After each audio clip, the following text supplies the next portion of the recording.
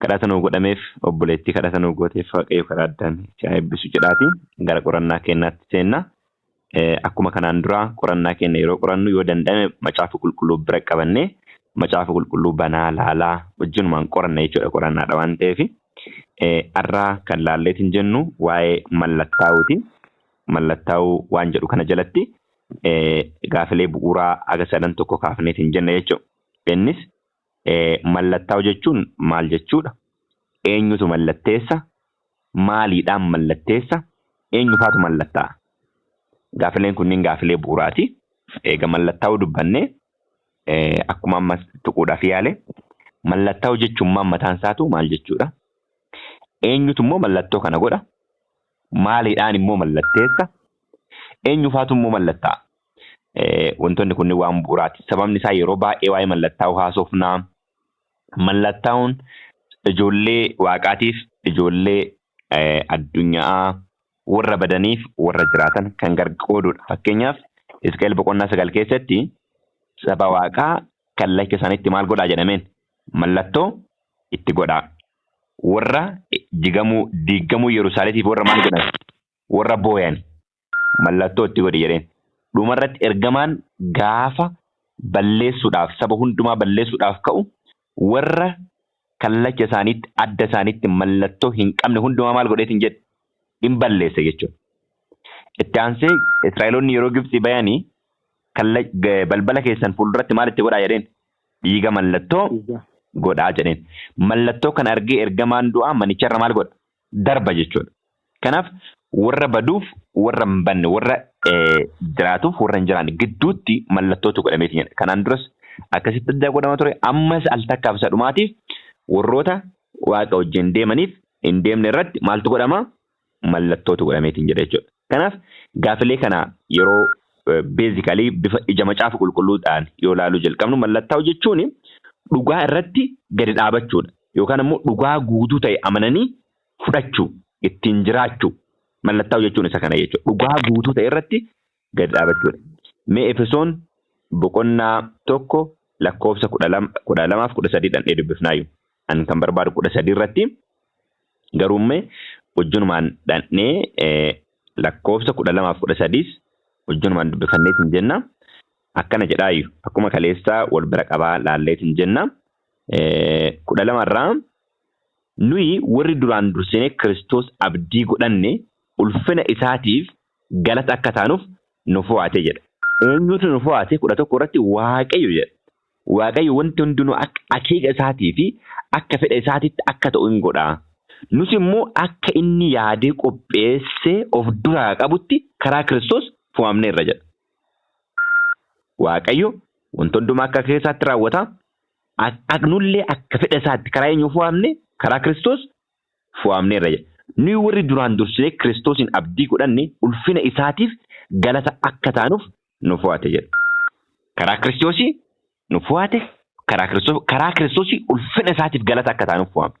13 irraa kana kan barbaadu isinis immoo ergaa dhugaa wangeela fayyina keessanii karaa isaa dhageessan. Karaa eenyu? Karaa Gooftaa Yesuus Kiristoos dhageessan. Isin warri dhageessanii itti amantan isteeppii qaba jechuudha. Dhagahuun jira, achiin booda maal godhuun jira? Amanuun jira. Roomee irratti yaadatte yoo ta'e boqonnaa 10 lakkoofsa 9 irratti fakkaata. Maal jedhaa?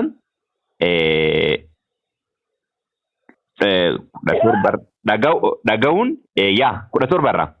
Egaa exactly amantiin dhagahuu irraa dhufa. Dhagahuun immoo dubbii Waaqayyoo irraa dhufa. Amiin. Amma dhagahuun jira. Isa dhageenye kana immoo maal gochuun jira? Amanuun jira jechuudha. Erga amannee kan kooti jennee fudhannee kaaneen booda Efesoonitti yoo deebine Efesoon 13 irratti isin warri dhageessanii itti amantan hafuura qulqulluu isa abdachiifameen mallatteeffamtaniitu jira. Amma yeroo kana boodatti deebinaa. Ammaaf mallattaa'u jechuun dhugaa dhagayanii amananii fudhachuu jechuudha. Erga dhugaa guutuu ta'e jechuudha. Dhugaa guutuu ta'e dhageenye erga dhageenye immoo dhugaa guutuu ta'e itti amannee amanuu jechuun jireenya keenya dabarsinee isaaf of kennu jechuudha. Dhugaa kanarra miilaan lafa gadhaabachuu. Manneen lamaan jiru mana dhagaa irratti ijaaramee fi mana maal irratti ijaarame? Cirracha irratti ijaarame.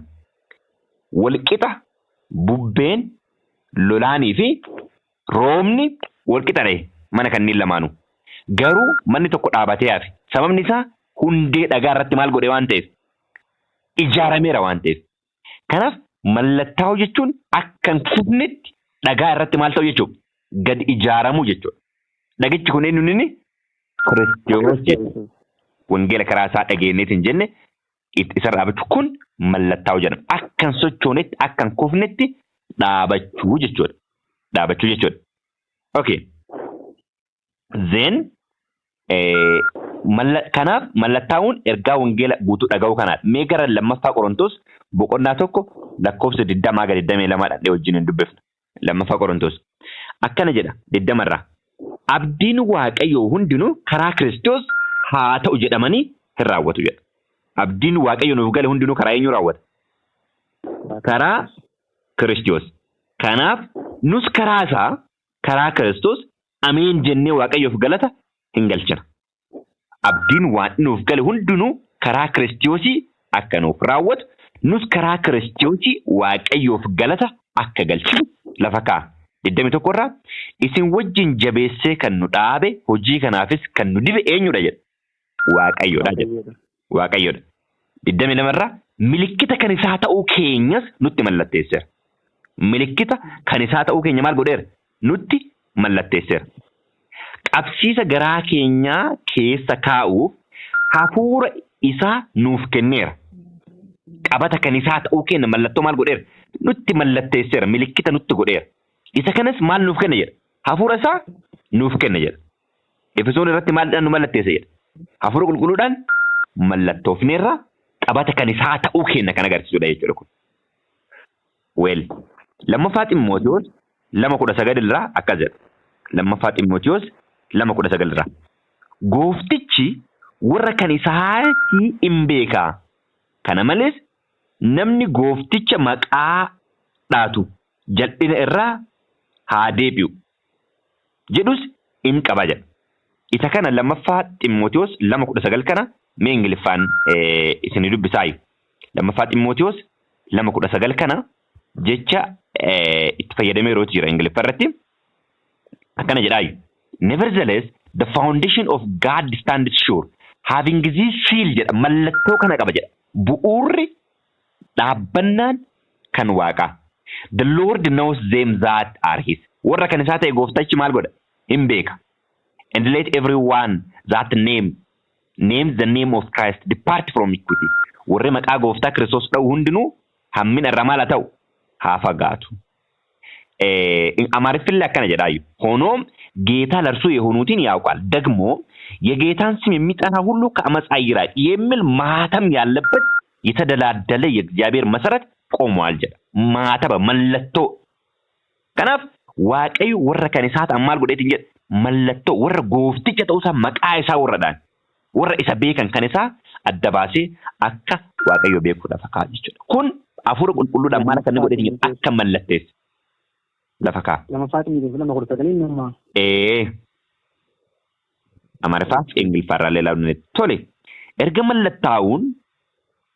mallattaa'u jechuun gargarbau jechuu erga ta'e erga mallattoo isaa qabaachuu erga ta'e erga dhugaa irratti miilaan lafa gadhaabachuu ta'e eenyutu mallatteessaa waan jedhu laal eenyutu mallatteessa gaafii kana meesota jedhaa macaafa qulqulluu laal jalqaba wanta nu laaluu qabnu eenyuunfaatu mallattaa waan jedhu waa'ee mallatteessaa kana eenyutu mallatteessa waan jedhu dura mee waan mallattaa yeroo laalla jalqaba mallattaa'u jechuun maal jechuu akka ta'e laalleerra mee wanna mallattoo macaafa qulqulluu keessatti waan mallattoon itti godhameeru laallame waan mallattoon itti godhameeru tokkoffaa Kiristoos mallattaa'eera wangeela Yohaannis boqonnaa 6 lakkoofsa 27 wangeela Yohaannis boqonnaa 6 lakkoofsa 27 akkana jedha nyaata baduuf hin dhamaynaa nyaata jireenya bara baraatti argamuuf maal godha jedha dhamaa malee ilmi namaa inni waaqayyo abbaan mallattootti godhe nyaata kana isiniif kennuuf jira jedha eenyutu isiniif kenna ilma waaqayyooti Kiristoos isa ammoo waaqayyo abbaan maalitti godheera jedha Mallattoo itti godheera jedha. Mallattoo itti godheera jechuun maalidhaan mallattoo jenne gubbaarratti? Hafuura qulqulluu. Hafuura qulqulluudhaan jenne miti ree? Wangeela hojii ergamootaa boqonnaa 10 lakkoofsa 38 irratti dibata akkamiitiin akka abbaan ilma isaa dibe lafa kaa'a 10:38. 10:38 irra maal jedhaa? Akkas jedhaayyuu Waaqayyo Yesuus nama Naazireet kana hafuura qulqulluudhaan maal godhe jedha? Dibe jedha. Humnaan akka isa guute innis naanna'ee hojii gaarii akka hojjete seexanaan kan qorfaman akka fayyise Waaqayyo isa wajjin akka ture beekamaadha jedha. Kanaaf tokko Kiristoos mallattaa'eera. Lammata ilma namaa kan jedhame kun eenyu akka ta'e beekamaadha. Maatewos 24:30 irratti Yesuus Kiristoos yemmus milikinni ilma namaa Waaqa keessatti maal ta'a jedha? In mul'ata. Yeroo sanatti sabni biyya lafaa hundinuu boo'uuf jiru. Ilmi namaa immoo duumessaan Waaqa isa humnaa fi ulfina guddaadhaan dhufa jedha. Kanaaf ilma namaa kan jedhamee macaafa qulqulluu keessatti maqaan isaa dhame eenyudha? Kiristoos jechuudha. Kiristoos jechuudha. Okay. Kanaaf mallattoon kun mallattoo abbaan akka mallattoo itti godheetiin jedhe. Mallattoon kun mul'ata boqonnaa 2 lakkoofsa 7 irratti mee mul'ata boqonnaa 2 lakkoofsa 7 irraa akka jedha mallattichi kun yeroo mallattoon kun mallattoo eenyuuti? Yeroo ergamaan qabatee ba'u mul'ata boqonnaa 7 lakkoofsa 2 irraa ergamaan tokko immoo Waaqayyo isa jiraataa biraa mallattoo fudhatee karaa boruu utuu ba'u nan arge. Ergamichis ergamoota arfan warra lafaaf galaana miidhuun isaaniif kenname sanaan sagalee guddaadhaan waamee amma nuyi adda hojjettoota Waaqayyoo keenyaatti mallattoo goonus lafa galaana mukas hin miidhina isaaniin jedha. Yeroo kanasitti deebina asirratti wanti akka laallu barbaade mallattoon kun mallattoo eenyu biraa fuudhe? Waaqa jiraataa biraa. Waaqa jiraataa biraa. Waaqa jiraataa kana immoo Kiristoos eenyu naan jettanii jedhee yeroo duuka buutota gaafatu Maatewos boqonnaa 16 irratti Kiristoos eenyu Phexros eenyu jedhee deebiseefi Simoon Phexros ati masicha ilma Waaqa jiraataati jedheen. Kanaaf Waaqa jiraataa kana Waaqayyo abbaan mallattoo itti godhe ka jennu kun mallattoon kun mallattoo Waaqa jiraataati jechuudha. Mallattoo Waaqa jiraataati jechuudha. Wangeela Yohaannis boqonnaa 6 lakkoofsa 69 irratti duuka buutonni hundinuu walii galanii akkas jedha. Nuyis isa tokkicha qulqulluu Waaqayyo akka ati taate amanneerraa beekneerras jedhaniin. Kiristoosin jechuudha. Ingiliffi isaa and we believe and are sure that ergixanyochi neen jechuudha shuuriin kun. Mirkanaa'insa qabaanneerra. You are Christ, the Son of Living God. Kanaaf Kiristoos akka mallattaa yookaan ammoo mallattoo itti godha arginu hin jenna. Kan biraa immoo macaafa Isaayyaas keessa dhannee boqonnaa 8 lakkoofsa 12 bira dhannee 16 bira dhannee ilaalle seerri Waaqayyoo maal ta'eera jedha? Mallatteeffameera. An dubbii dhugaa kana walitti nan qaba fuula bartoota koo duratti abboomii kanatti mallattoo nan godha. Seerri Waaqayyoo maal ta'eera jechuudha? Mallattaa'eera. Tokko kana. Lammata ammoo ijoolleen tuqaa 3 ilaala jechuudha. Seerri Waaqayyoo mallattaa'eera. Kiristoos mallattaa'eera. Ijoolleen Waaqayyoo bara dhumaatti maal godhu jechuudha? In mallattaa'u. Adda ba'u jechuudha. Adda ba'u protekshinii waaqummaa jala galu jechuudha. Mallattaa'u jechuudha. Dha'ichi torban yeroo dhufu warra mallattaan kana maal hin godhu? Hin miidhu. Sababni isaa tika jala galu jechuudha. Okay. Seerri Waaqaa mallattaa'eera yeroo jennu guutummaatti seerri Waaqaa maal ta'eera? Mallattoo itti godhameera. Mallattoon kun karaa addaatiin maalirra oola? Sanbatarra oola jechuudha. Mallattoon kun Waaqayyo abbaan mallattoo itti godheetiin jedhe seera ofii irratti. Seerri kun ammoo karaa addaatiin mallattoon kun ammoo sanbatarra oola. Mallattoon kun waa meeqa qaba? Waan 3 akka qabu hundi kennayyuu hin beekna. Ba'uu keessatti dhaqnee ilaaluu hin dandeenya. Boqonnaa 8 lakkoofsa 20 irratti maqaa, iddoo bulchiinsaa, aangoosaa. Fakkeenyaaf asuma keessaa nama tokko yoo fudhadheetiin jedhe fakkeenyaaf amma bulchaan biyya keenya Dr. Abiy Prime Minister of Ethiopia. Muummicha Minister Ethiopia. Maqaan isaa eenyudha? Abiy. Aangoon isaa muummicha bakki inni bulchoo Ethiopia jechuudha. Ethiopia. Akkasuma yaada kana qabannee ba'uu keessa yoo dhandheetiin jenne ba'uu boqonnaa 8 lakkoofsa 20 irratti yaada okay 20 lakkoofsa 8 natti fakkaata. Yaada 28 wal jalan dabarsee 20 lakkoofsa 8 irratti guyyaan sanbataa qulqullummaatti eeguudhaaf maal godhi jedha. Yaada guyyaa ja'a hojii kee hojjedhu jiruu kee hundumaa godhadhu. Guyyaan inni torbaffaa garuu sanbata ana Waaqayyo gooftaa keetiif eeggamudha. Ana eenyu jedha? Waaqayyo. Aangoon isaa gooftaadha. Hunduma irrattuu gooftaadha inni jiru kun olaantummaa mul'isa. Inni immoo eenyunnit Waaqayyo. Ati ilmi kee intalli kee hojjetaan kee horiin kee qeekee galaa horiin qeekee galaan kellaa kee keessa jiru isatti hojii tokkollee maal hin godhin jedhe hin hojjetin. 11 ani Waaqayyo guyyaa ja'a keessatti bantii Waaqaaf lafa galaana kanaaf inni Waaqayyo aangoon isaa gooftaadha hundumaa irrattu bakki inni bulchu ammootu lafa galaana waan hundumaa waan uumame jechuudha. Kanaaf karaa addaatiin mallattoon sanbatarra akka bu'eetiin jedhe argineetiin jenna jechuudha. Ijoollee Waaqayyoollee bara dhumaatti maal godhu? Hin mallatteeffamu. Gareen lama warri baduu fi mul'ata boqonnaa 7 keessa akkuma laallee amma nuti ijoollee Waaqayyoo mallatteessu nutti dha'icha kana maal hin godhinaa jedhameen. Gadi hin dhiisinaa. Gadi dhiisinaa. Sababni isaa yoo gadhiifame hin miidha waan ta'eef ijoollee Waaqayyoo akka hin miidhamneef maal godhachuu qabu? Protection yookaan ammoo ittisa jala seenuu qabu jechuudha. Kun dhugaa nuti fudhanneedha akka ta'e lafa kaa. Tole maaliidhaan mallattoof naree? Maaliidhaan mallattoof? Kiristoos maaliidhaan mallattaa'e? Seerri Waaqaa maaliidhaan mallattaa'e? Nummoo maaliidhaan mallattoofna jechuudha. Kanas macaafa qulqulluu laalla. Kunis gaafii baay'ee murteessaaf xiyyeeffannaa barbaadudha. Sababni isaa amma wanti maalfatu mallattaa'e wanta jedhu wanti laallee fi nus maaliidhaan mallattoofna waan jedhu akka barruuf jechuudha. Kiristoos qulqulluudha. Seerri Waaqaa maalidha? Qulqulluudha. Amma soorri mallattaa warra maal ta'anidha? Warra qulqulluu ta'anidha. Luki Efesoon boqonnaa 1:13 irratti lallee dubbifneerra ammas deebi'een dubbisa. Isin immoo ergaa dhugaa wangeela fayyina keessanii karaa isaa dhageessanii isin warri dhageessanii itti amantan hafuura qulqulluu isa abdachiifame maal gootaniitu jedha. Mallatteeffamtaniitu.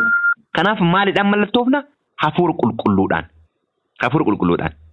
Lammaffaa Qorontos 1:22 irrattis milikkita kan isaa ta'uu keenya nutti mallatteesseera. Qabsiisa garaa keenya keessa kaa'uunis hafuura isaa maal nuuf godheera jedha. Nuuf kenneera.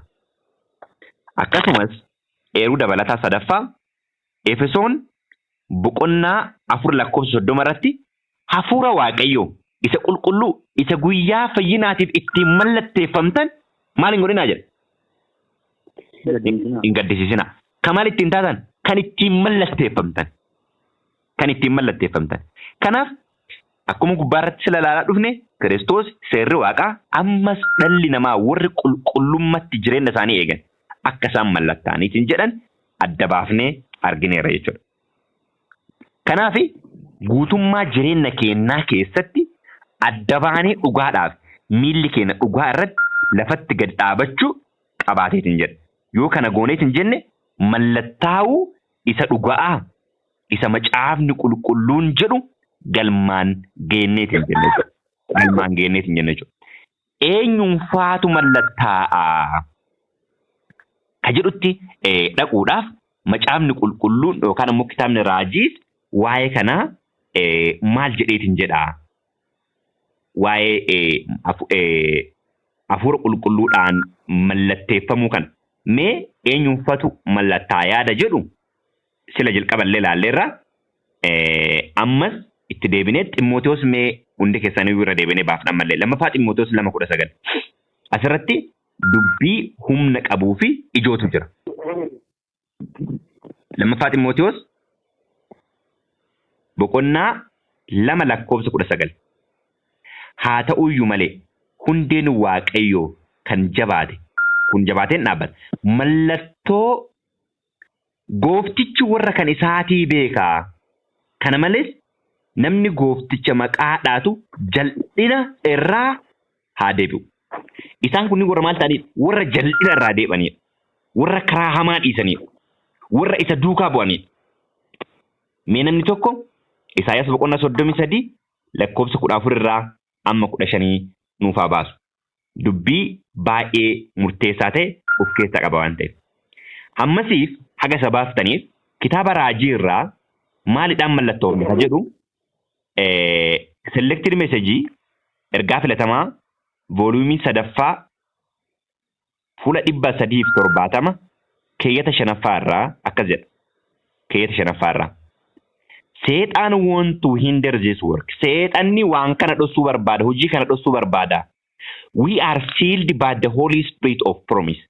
Nuti kan mallattoofne hafuura qulqulluu isa maal ta'een jedha. Isa abdachiifameen. Nuti kan mallattoofne hafuura qulqulluu isa abdachiifameen. I present it from early writing when the angels are about to lose the four winds. Yeroo ergamoonni maal godhan? Yeroo ergamoonni golee arfanii qilleensa gadhiisuuf jedhanii dubbii kana jalqaba irraa dhiyeesseera jedha. Jesus God's in pity on the remnant and the with uplift his hand cry my blood father my blood my blood my blood. Kiristoos ol qabatee sagalee guddaadhaan yeroo ergamoonni gadhiisuu barbaadan maal jedha? Dhiiga koo dhiiga koo dhiiga koo jedha. He repeat it 4 times yeroo afurra deebe jedha. For his people are still unfilled. Sabni isaa ammas maal waan hin taaneef jedha. Waan hin mallattoofneef. Yeroo afurra deebe dubbate. He commissioned an angel to fly swift to the four angels holding the four winds with a message. Hold, hold, hold until the servant of God are sealed in their forehead. Qabaa jedheen jedha.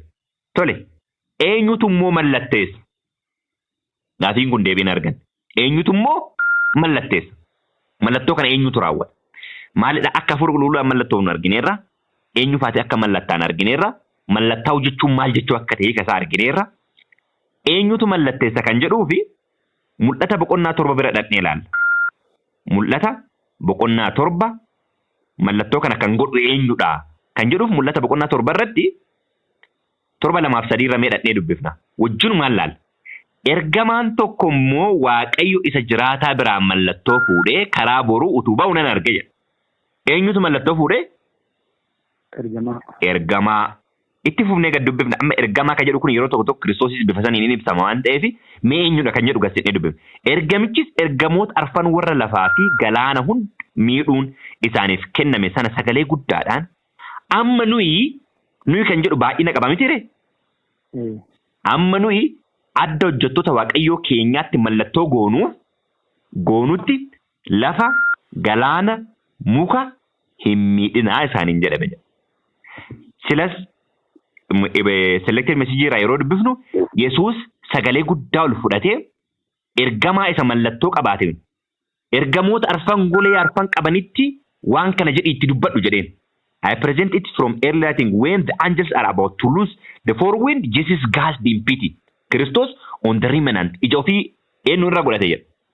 Warra haftuu irra godhateeti sagalee guddaadhaan harka isaa ol qabatee dhiiga kiyya abbaa dhiiga kiyya jedhe. He repeat in 4 times. Si'a meeqa irra deebe jedhe? Si'a 4.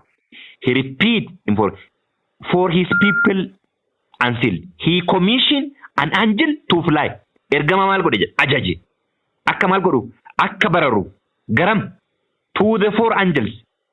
Ergamoota arfan golee arfan qaban gara isaanii haa bararu. Maal isaan godhaniif? Haa qabaniif.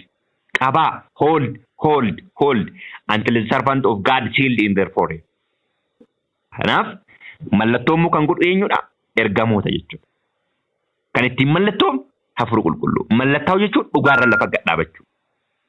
Kanaaf dhugaa kana kan irratti gadhaabnu kan mallattoofnu yoomirraa jalqabeeti gaafa gooftaa keenya Yesuus Kiristoosiif fudhannee cuuphamne irraa jalqabe. Okay, amma gaafiin tokko hin jiru. Namni yoo mallattaa'e dhugaa kanarraa baduu hin danda'aaree jechuu dandeenya ta'uu danda'a. asirra waan tokko kaasuu barbaada. Dhugaan ayyaana gooftaa Kiristoosii keessa gaafa seenneet hin jenne Waaqayyo kan kooti jedhee mallattoo qabata isaa nuuf kenneera. Garuu ayyaana kana keessa kufuu hin danda'amaa? Danda'ama. Filannoon keenya haga yoomii eeggabaadha. Haga dhumaa. An qulqulluudhaan jedha Hizqeel keessatti. Atiin fayyitaa yoo ani isaan jedhe. Eenyutu jedha kana? Waaqayyo. Yoo inni garuu karaa ofii gadhiisee cubbuu hojjete cubbuu isaatiin maal ta'a jedha? Bada jedha. Yoo immoo nama cubbuu hojjeteen atiin badda jedheen inni immoo karaa hamaa ofii dhiisee yoo qalbii jijjiirrate maal ta'a jedha? Hin fayya jedha. Akka baranna na jechuudha. Waaqayyo guyyaa afurtaa booda isin balleessa jedheeni garuu qalbii jijjiirratanii Waaqayyo akka irraa deebi'ee argine hin jenna jechuudha. Kanaaf mallattaa'uun bifa kanaan macaafni qulqulluun lafa kaa'eetiin jedha. Isa dhageenye kanattis jabaannee dhaabachuu akka dandeenyu dhugaadha. Waaqayyo kan dhageenye nu haa eebbisu. Hunduma keessa nu Waaqayyo isin haa eebbisu.